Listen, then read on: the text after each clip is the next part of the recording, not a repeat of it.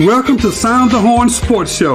I'm so excited to host this groundbreaking program that will broaden the Jackson sports scene's awareness regionally and nationally. My goal is to highlight sports in Jackson, the state of Mississippi, and nationally by utilizing my 25 years of Division I athletic administration knowledge, and my guests will be experienced leaders in sports.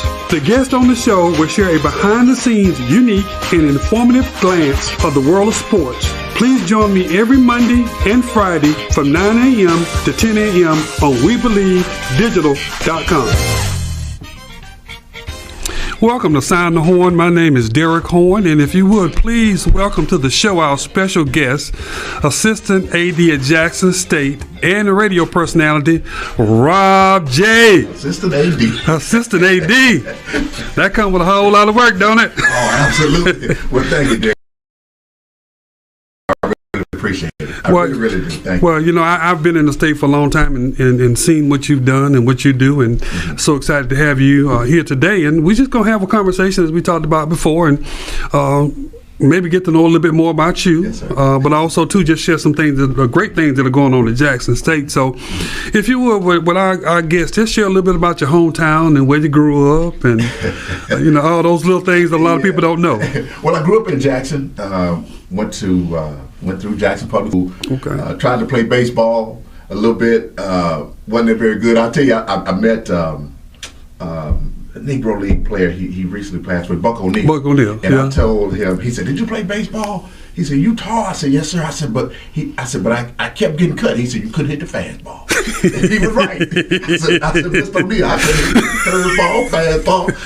But anyway, I went to Lanier and went on to Jackson State. At that time, I thought you were supposed to go to Jackson State. See, my whole family went to Jackson State, and I thought you go from Lanier to Jackson State. And my mother, you know, she said, "That's where you go. You gonna go to Jackson State?" I said, "Okay." So I went to Jackson State. I majored in art. That was my major, but I changed it to mass communications, and I started working at the radio station on Jackson State's campus, and ended up working at a radio station in Jackson. At that time, it was WOKJ, WJMI. It was right down the street from Jackson State. So I would go work there, and then I applied for a job. Actually, what happened, how I got into television, I was on campus. I was clowning around on campus, and then this instructor, he called me in his office. I was like, "Oh man, I thought they were gonna throw me out of school or something." So he told me to read some sports copy, and he called Channel 16, and he said, "I want you to go to Channel 16, and there's an opening. I want you to apply for this job. It's a weekend sports job." I was like, "Oh, I don't know how to do it." He said, "No, you read really well, so go to Channel." I said, "Where's that at?" Derek, I didn't like the news. At that time, I hated the news. I thought it was boring. My grandmother used to sit up and watch the news all the time. I hated it. So I didn't even know you could go to a TV station. I went to Channel 16. And I did the audition. I didn't get the job. So I started watching the news to see who had the job at Channel 16. And when I saw who had it, I was like, "Oh, I can do better than that. I know I can do better than him." And that's when I started working on it. And I said, if I ever get that chance again, I'm going to be ready for it. So I eventually started working at Channel 12 in production, running cameras and all that. So that's when I came in here. I saw your cameras. I was like, "Hey, these are nice." So yeah, so I just got to, you know, I just like production and stuff like that. So eventually worked my way up to Channel 3. Well, you know, I like to hear stories because so many times there's somebody that helps us. You know, when we don't think they're watching, and I try to tell young people, you never know who's watching, and you don't need to have a challenge where you don't have an opportunity to succeed. So that was a great part of a story that I think that a lot of people need to hear. But tell me a little bit about this. What are some of your great memories that you can tell live while you were a student at Jackson State? Let's see. While I was a student, I worked at I worked at the campus radio station, 88.5 FM, and they played jazz. It's a jazz station, and they played a little blues and played gospel on Sunday. And when we were coming up, we didn't really like jazz, and we wanted to play, all the Rick James and stuff like that, Michael Jackson, all that kind of stuff. So the station went off the air at midnight. And me and some guys said, "Hey man," because I knew how to turn it. The one that had the midnight shift had to turn the station off, and the security guard walk him out. So I said, "Man, what we gonna do at 2:00 in the morning? We are gonna go back to the station and play some Rick James and all of this." So I had at that time of albums.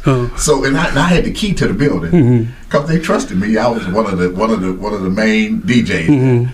So I was like, and I had another guy, and I said, "Hey man, you gonna play these songs?" So at 2:00 we were playing Rick James and Michael Jackson and all of this. And after we did it for about 15 minutes.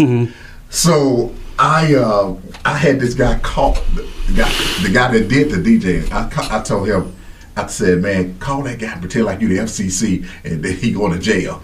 So we just that was something wrong that we did, man. We opened up that station to play all that mess. I looked back at it, I was like, man, we shouldn't have done that. We should. And the program director, she was so mad. Her name was Pat Murray.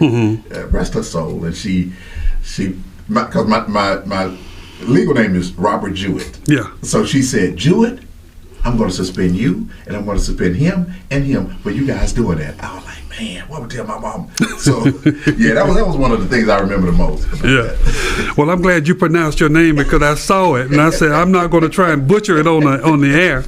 But, you know, while you were in school as a student, what were some of some of the teams, what were some of the most memorable times that you had maybe going to an athletic event or some of the athletes that were there when you were in school? It was definitely football because at that time, you know, I was there from 80 to 84. And Jackson State didn't lose a game in the conference at that time. Coach W.C. Gordon was the coach. And as a matter of fact, he was the first person I ever interviewed when I was getting into this business as a student. And he was so accommodating, man. He was very accommodating. But it was the football team. It was let me see, who was the quarterback then at that time? I think it was John McKenzie. And you had Jimmy Smith was a wide receiver who went on to the NFL. You had was Chris Burkett out there too? Burkett, Burkett. As a matter of fact, Burkett was my classmate, and he calls all the time talking about how I copied off his paper.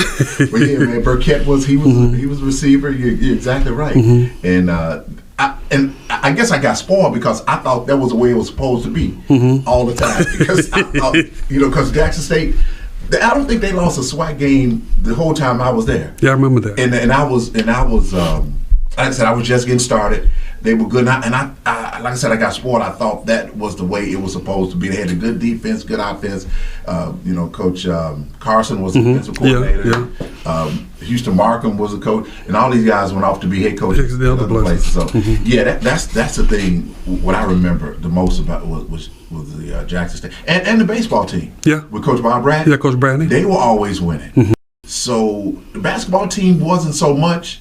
But I remember my instructor bringing me over to a basketball game, and he had a tape recorder, and we announced the game, and he showed me how to do it. Okay. And I really, man, I really owe him that for what I'm doing now because I don't think our students get that kind of opportunity now. So while I'm at Jackson State, I do give the kids a chance to get on the radio with me. So I take that from that instructor. And, a lot of people, we know you in Jackson, and we have some people from across the country that might be listening. So just kind of tell a little bit about some of the things that you've done as it relates to games that you've called or some of the TV programs you might have produced. Yeah. I worked with this company called Black College Sports, where I covered all of the 3 black colleges in Mississippi.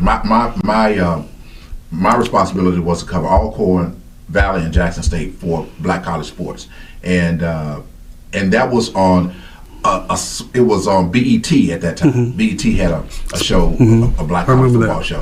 So I did that, and I really enjoyed doing that. That's when was Steve McNair at Alcorn at that time? I know Fred was a quarterback, but. So that was my responsibility covering them, and I also I did consultant work for ESPN for games for black college games. Now recently, I just did a game on the NFL Network and ESPNU. It was the inaugural black inaugural All-Star game with all of the black colleges, and I did that game with Fred McNair. We did it together. Okay. So that was something that was really, really nice to do. So I've covered people like Shaquille O'Neal. I never covered Michael Jordan, but I covered Warren Moon and all these different guys, man. And Warren Moon wasn't too friendly. He wasn't too friendly.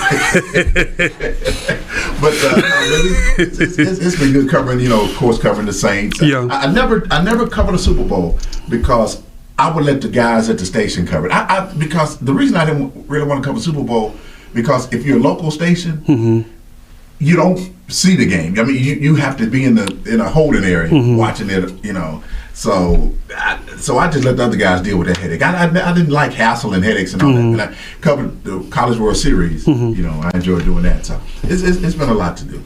Well, one thing that I think a lot of people might have seen you in and didn't realize, they thought you might have been an Oscar-nominated actor. You had a role in The Time to Kill. Oh my goodness!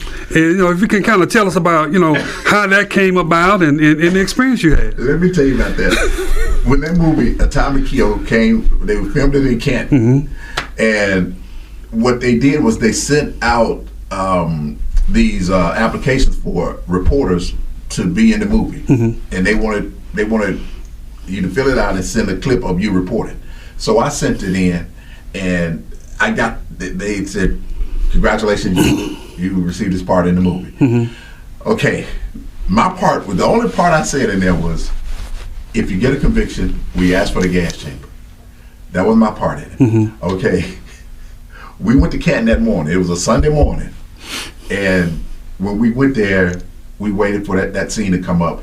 So this guy, we were standing around at the Canton courthouse, and the guy was, everybody, all the fake reporters were standing around. So this guy had a book. He said, okay, you say this line, you say this line, and you say this line. Now, when he pointed at the second guy, I was standing there, but Howard Ballou, who works at WWT, he was standing behind me. He gave him the line I was supposed to read. So he said, okay, everybody stand by, places, stand by. I said, wait, hold on. That's my line you gave him. So he said, excuse me? I said, that's my line you gave him. He said, who are you? I said, I'm Rob J. I'm supposed to read that line. So he turned to somebody. He said, who's giving out lines in this movie? And the guy said, you are, sir. He said, now, what is your problem? I said, listen,